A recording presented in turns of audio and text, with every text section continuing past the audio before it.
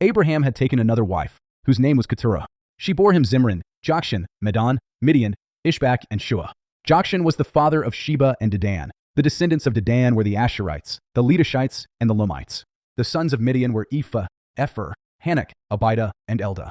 All these were descendants of Keturah. Abraham left everything he owned to Isaac. But while he was still living, he gave gifts to the sons of his concubines and sent them away from his son Isaac to the land of the east. Abraham lived 175 years. Then Abraham breathed his last and died at a good old age, an old man and full of years, and he was gathered to his people.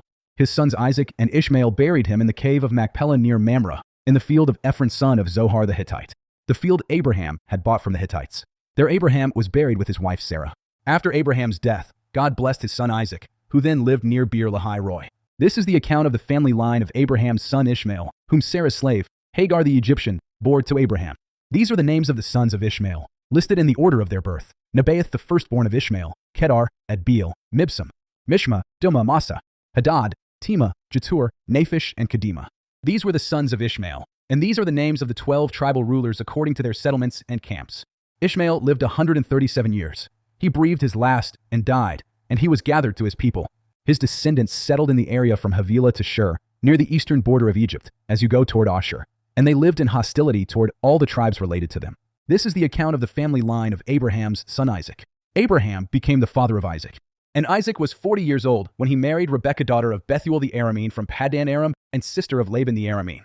Isaac prayed to the Lord on behalf of his wife, because she was childless. The Lord answered his prayer, and his wife Rebekah became pregnant. The babies jostled each other within her, and she said, "Why is this happening to me?" So she went to inquire of the Lord. The Lord said to her, "Two nations are in your womb, and two peoples from within you will be separated. One people will be stronger than the other, and the older will serve the younger." When the time came for her to give birth, there were twin boys in her womb. The first to come out was red, and his whole body was like a hairy garment, so they named him Esau. After this, his brother came out, with his hand grasping Esau's heel, so he was named Jacob. Isaac was 60 years old when Rebekah gave birth to them. The boys grew up, and Esau became a skillful hunter, a man of the open country, while Jacob was content to stay at home among the tents. Isaac, who had a taste for wild game, loved Esau, but Rebekah loved Jacob. Once when Jacob was cooking some stew, Esau came in from the open country, famished. He said to Jacob, "Quick, let me have some of that red stew." "I'm famished," Jacob replied.